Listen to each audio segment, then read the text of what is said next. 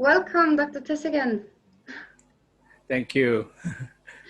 I work for a Christian democratic political party in Sweden, and I'm interested in ideology. So I was looking for the ideological roots of Christian democracy, and one of the main part is political stewardship. So I was searching the internet, and I found a brilliant text by you. So here I am contacting you so we can talk about political stewardship. But I'm sure that all of the viewers and listeners would like to know a little bit about you. So I have found out that you are a psychological and philosophical counselor, and that you have been teaching professional and business ethics for the past 8 years at two different private universities in Thailand. Yes. Yes, that's right. And you also taught other subjects like law, ethics, professionalism, and cross-cultural communication, and also career development for tourism management. And you have an interest in environmental issues, human rights, and political stewardship. So here we are. Thank you for joining me today. Thank you. I'm very happy that you found my article and you found it useful. So at least we can share it with others. Yes. Yes, I found it very interesting. And as I approached you, I told you that because I live in Northern Europe, in a country that's been stable, no wars for 200 years, and people really take democracy for granted. When talking about political stewardship, it's more about we need to care about the environment and be nice to each other. But I found your text is talking about what happens when there is no political stewardship. Would you go into that a little bit? Yes. I wrote this article way back in November 17, 2010. That was 10 years ago. Yes. And the reason why I wrote it was just after my graduate studies, and I became very interested in political events that were taking place around me. And I was observing the behaviors of politicians, both locally and internationally. And I started asking a lot of questions within myself. Who is a politician? What should they be actually doing? What they should not be doing? When I started asking these kind of questions, I started to search to understand just for myself. Basically, it was for myself to understand what these guys should be doing for us and in what way we can respond to them. So it started with that. And you talk about elected leaders as managers and not owners of a nation state and the resources that they have. Could you distinguish a little bit what would be the difference between managing and owning in this respect? Okay. When we talk about a steward, we know that when a steward is basically a manager. Now, we talk about managers. If we take an analogy of a company, when someone is appointed as a manager of a company, he's there basically to manage that entity for the stakeholders, the shareholders and others, and he is to find value and enrich the stakeholders. He's not there to enrich himself. So we already basically understand what is a managerial role is. So if we apply that to politics, politicians should be considered as managers because they are elected by the people. They are not there because they inherited the position. If they inherited the position, they will not be elected leaders.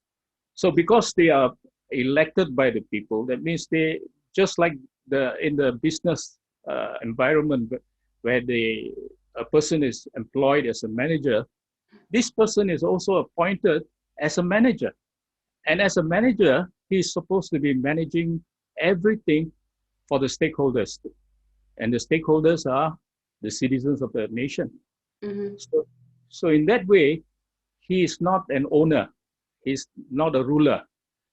So we clearly can understand that when we take the perception of a stakeholder, a steward, Mm-hmm.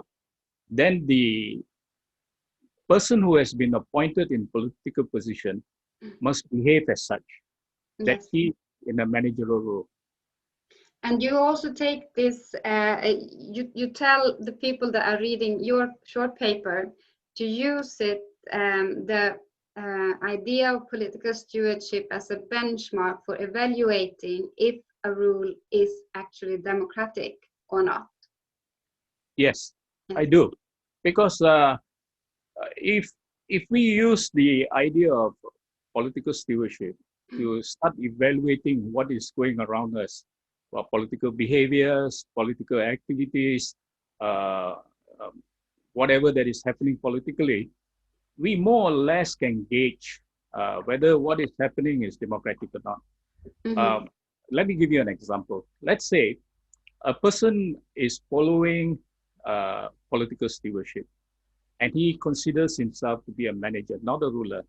Yes. So what he will be doing is he will behave and he will do everything that is necessary to unify the people, to bring profit to the people.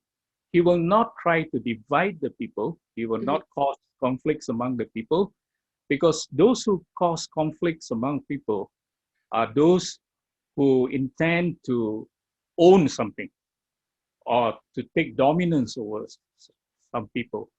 Yes. People who behave or think like managers, they only think of what good, what value they can add to the stakeholders. Mm-hmm.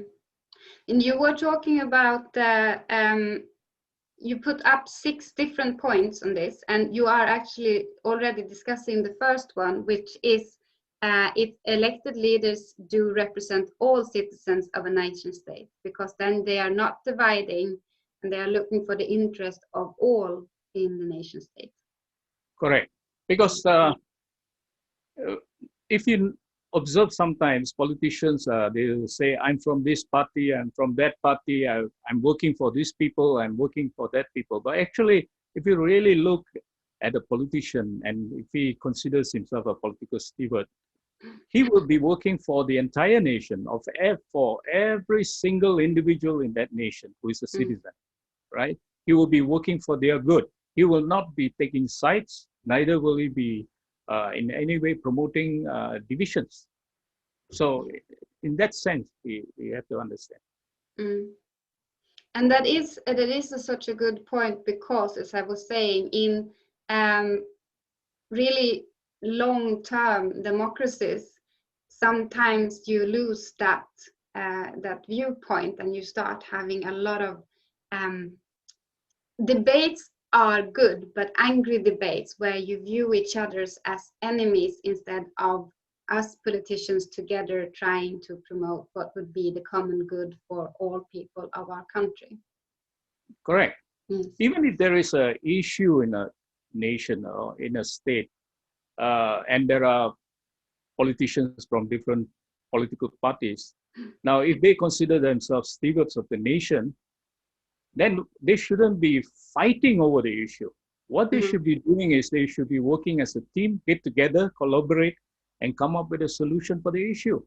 But what we see most of the time is that they tend to fight over issues. They try to score points. They try to use the issue to get more popular vote from the people, and people fall for it.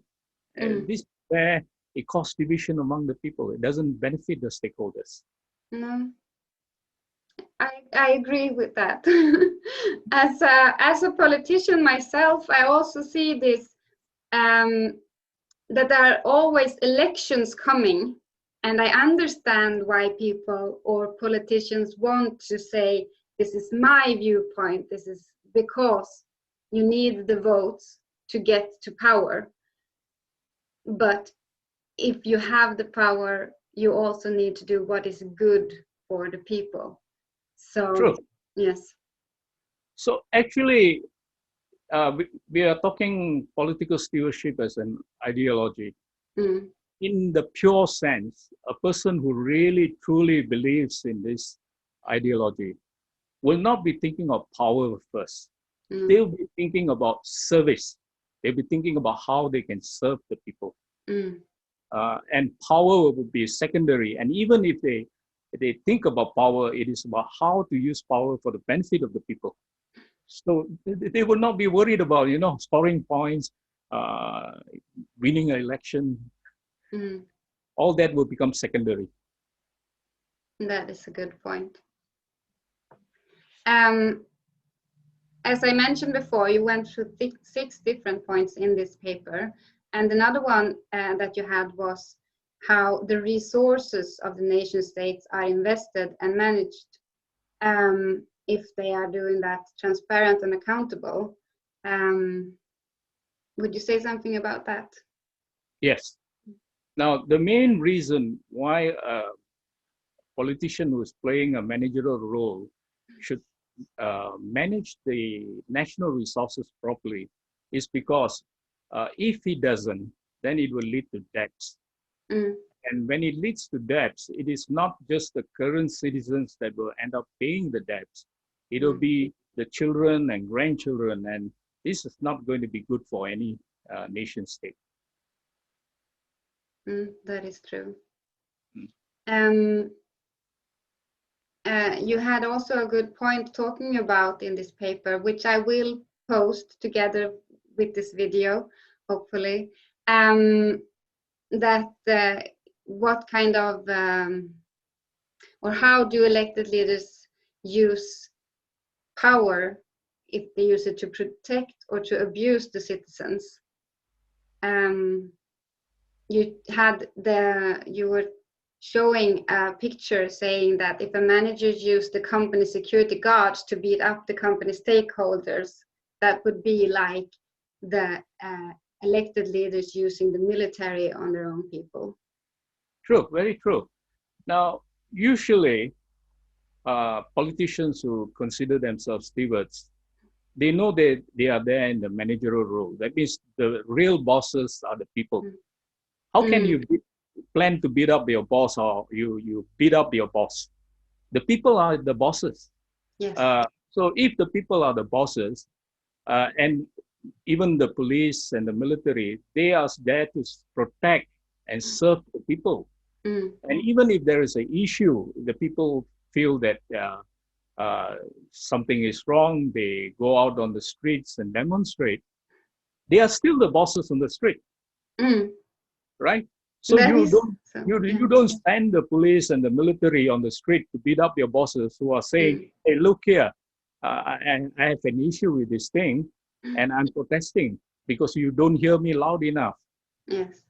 Is it? So this, as you notice, I use the word whip.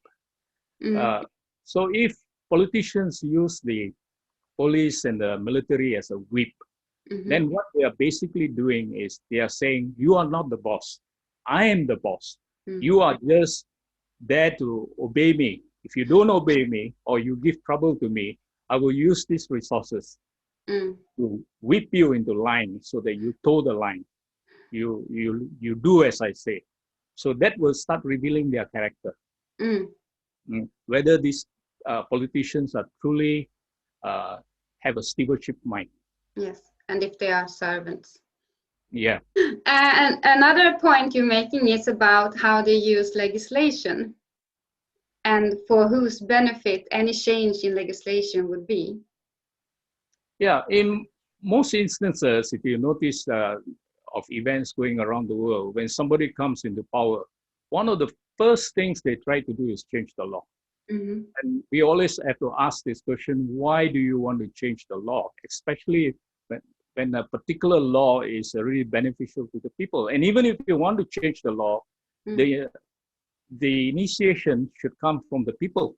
That means the people should say, hey, I don't like this law, or I think this law can be improved upon. Therefore, I want you to modify the law, change the law. So the initiation should come from the people. But most of the time it doesn't. It comes from the politician. So why does a politician want to change the law? In most instances, as we observe, they want to change the law because one, they want it to do certain things which is in the agenda, or two, to benefit them. But behind all this, the reason why politicians like to change the law is they do not want to go away. Managers are temporal position. That means they are there temporary and they are supposed to go away to make way for somebody better. But when somebody changes the law to stay, then he intends to form a dynasty, or he intends to pass it on to his beneficiaries or whatever, you see. So there's no more stewardship there, really. Yes.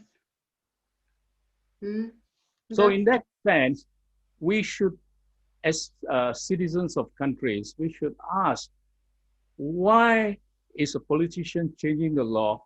And even if he does, why is not initiated by the people? Why is it being initiated by them? And if there is even a facet of the law that is changed that does not benefit the people, then it only benefits the politician. In a perfect world, you would have the politician being a representative of a political party that is actually a sort of grassroots movement of people wanting some kind of change. But it is, as you say, sometimes the politician that brings about the ideas of changing laws, which do not come from the people. So when, let's say, the people do not accept the changes being proposed, it's then just ram down their throats. And they have to accept. If they don't accept, then he brings in the whip that is needed to make them listen to the changes that needs to take place. Yeah? So it's a vicious cycle. And it all starts because, if we go back to the first point, they do not perceive themselves to be managers. Yes. It all begins with that. And I think this, even though we are talking now as an ideology, but it is vital that this ideology should be practiced. So the problems that we are seeing in the world will never go away, because most of the problems that is happening in the world is because people stop believing in ideology. They stop believing in ideals. And then the policies that are being made and the proposals are almost always ad hoc on what is being talked about in newspapers, or what they are sort of extinguishing fires that come about, instead of having a long-term plan for what do we want to see for the country, what would be good for the citizens in the long run. Yes, true. If we go by opinions, just mere opinions change by the day, by the minute, it keeps changing. And if we go by the opinions only, not by rationale, by values, by the traditions that actually work, then we're going to be lost, because one moment we just follow this trend and we change, and then another moment we change again, and there's no stability. Yeah. Now, the judiciary's role in a country is very important, because and the way the politician interacts, and the way they allow the judiciary to function freely, independently, is very important. Because if in any event, if a judiciary becomes just a rubber stamp for the politician, then the first thing that the judiciary is not able to give to the people is justice. This is why in certain scenarios where when the judiciary becomes a rubber stamp for the politician, then ordinary people have no justice. And even a criminal, because he might be connected to the politician, can get whatever done through the judiciary, and the judiciary will just rubber stamp everything and become a tool for the politician. Yes, and a really, really important part of what we have the state for is to uphold justice. Correct. Yes. Justice is a must, because laws are not justice. Laws are made by man, and where a group is a majority, they can pass any law they want. But it is the judiciary that who implements the law, make sure that there's justice for all stakeholders, all the citizens in the country. Now, if their role is manipulated or in any way restricted, then as ordinary citizens, they will not get justice. The last point you were making was about how the elected leaders use the media. If it is a free media or if it would be more of propaganda. Yes. Now, when we talk about media, media is usually used by politicians to get across to the people what they have in their mind.